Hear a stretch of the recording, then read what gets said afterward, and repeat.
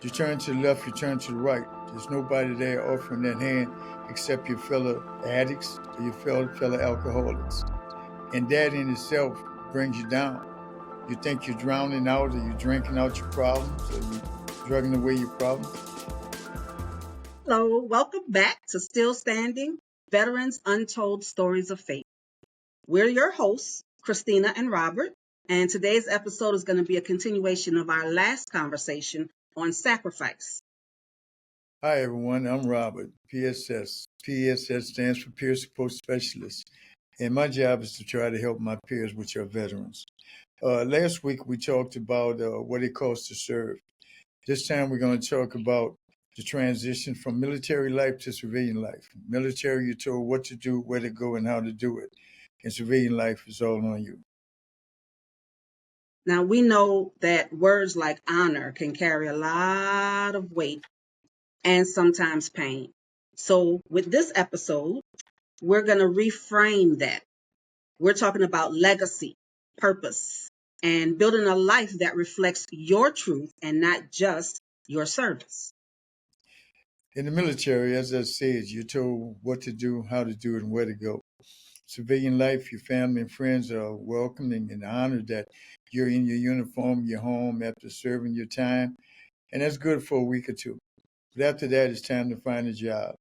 If you didn't have a high classification in medical, legal, or some field like that, you may have trouble finding a job out here in infantry. What are you going to do? You can't handle tanks. You can't handle tanks, cannons, or anything like that. So where do you look for employment? It turns to get tough. Everybody, I understand, is not into the spiritual aspect of believing a higher power, but you have to find a purpose. You have to live for tomorrow because there's Right. something out there. So stay tuned. Now, for me, that change wasn't just on the outside, it was also on the inside. I had to rediscover who I was. I had to figure out what I wanted to do. I had to figure out how I was going to do it, what to do. It's easy to feel lost when all of a sudden you don't have anybody telling you what to do anymore. You have to figure it out for yourself, and it's all up to you. So there was a time in my life when I thought being strong meant staying silent, sucking it up, driving on. And since then, I've learned over the years through a lot of counseling that the real strength is when you know when to get help. Well, for me, uh, being in the military, you had camaraderie with your fellow soldiers. Once you get in the civilian world, again, it's all on you. You turn to the left, you turn to the right. There's nobody there offering that hand except your fellow addicts or your fellow alcoholics. And that in itself brings you down. You think you're drowning out, or you're drinking out your problems, or you're drugging away your problems. Now you've got a number of problems. So that's not the cure. So searching for help is like places here, like the Hope Center. It's what we do. The federal government is offering different places that veterans can get help. But you have to make that first step and ask for help. If not, we can't help you. So to help us expand on this, we're joined today by two special guests, Vinicia and Gary. Both are mental health professionals who work very closely with veterans and service members as well and their families. They're here to help us explore how we move from pain to purpose and how we build stronger community support because we know we need community support. Thank you, Miss Christina and Mr. Robert. So, good morning, everyone. I'm Vinicia Magee. I'm a case manager at Hope Center Incorporated in Gretna, Louisiana. We serve active duty and veterans and their families, and we want to build a connection with the VA mental health services for veterans and their families. So, I wanted to let you all know about a few ways that civilians and professionals can help veterans move from isolation to community. And one way is by building a tribe. So you might reach out to family members, friends, or building that community by reaching out for peer support in different peer support groups, which we will mention in a few minutes. But the most important thing is that we want you to build your own intrinsic values. We know that in the military, you're used to hearing commands of when to do, what to do, how to do it. And so coming back to civilian life, you have to kind of build that sense of purpose up for yourself. So we want you to reach out to those supports to in order to build that sense of purpose for yourself.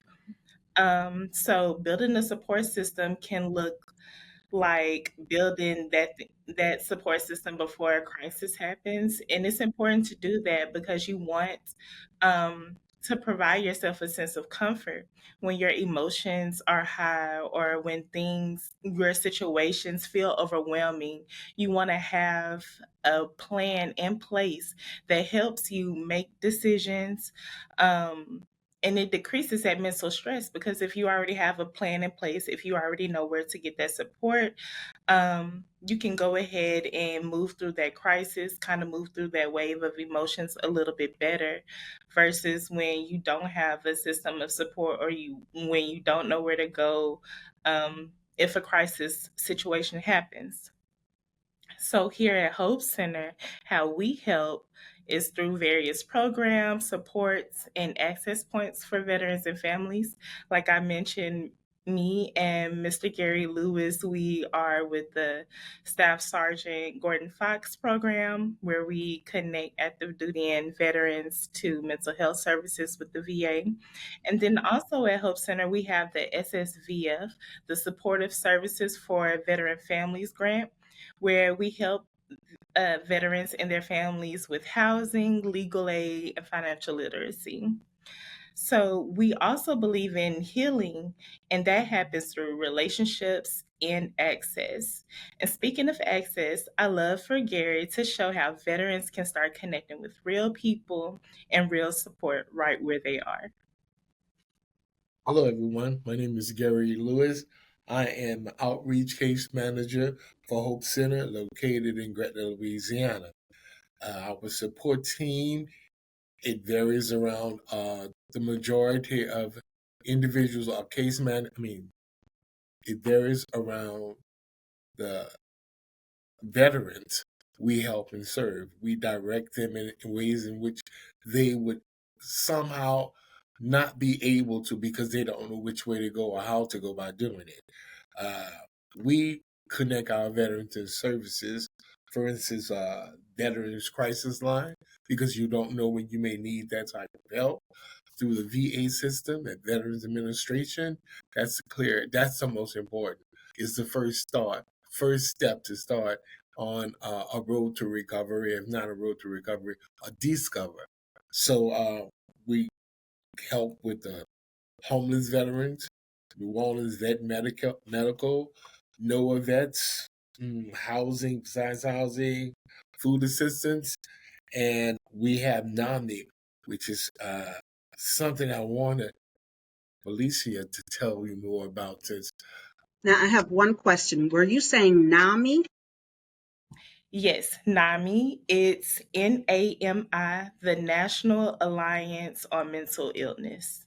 You can Google NAMI in your local area. For those in New Orleans, we have the local NAMI on Canal Street. But when you look at their web address, you can go on they have a link for support groups, and you can fill out a program interest form on their website so that you can be connected to a peer support group with various mental issues, or if you just needed different support with whatever you're going through, they have it. You can go ahead and put whatever you need in that description box when you do the program interest form.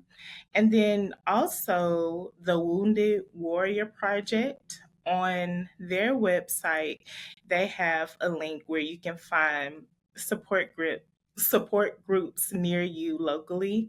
And you can also Google your circumstance and support groups, such as if you're struggling with PTSD, you can look up local PTSD support groups, and they should have some available to you. But the links that Mr. Lewis mentioned of all the various supports and recommendations and all the services, they will be linked in the description box for you all to go through and see what resources are available to you. Robert. Redefining life after service isn't a single moment, it's a process. And believe me, it's a process. As I've said before, you can handle equipment in the military, work millions of dollars, and come out here and can't get a job at Burger King or McDonald's. But the more you talk about it, the more you look for people who are positive and keep talking, get your situation out there, I'm sure you'll find help. And healing doesn't mean forgetting at all. You never forget, but you can still heal. Healing means that you live in a way that reflects everything and everyone that has brought you this far. Um, Healing is learning how to cope with life and with your past and with all of your traumas, understanding what you went through, what you're going through, and being able to just live a natural, normal life with strength and grace and intention. What may be normal for most people may not be normal for everyone else. That Mhm. the first step is to realize you need help and not try to do it on your own. Because in the last podcast we Christina said that you are told what to do, how to do, when to do it. We do most things before 9 o'clock and so on. But it's if you're sitting there waiting for someone to tell you what to do or how to do, you tend to drift off into that segment that alcoholism, you become bored, you have all this free time, and you just don't know how to utilize that. So, with our resources here, or the fact that you make that first step for help, that's a key in the right direction. And one little sideline, I've noticed in my life that most people that come from the service, and tell me if I'm wrong or right, most people that leave the service usually go directly into the post office. Why is that?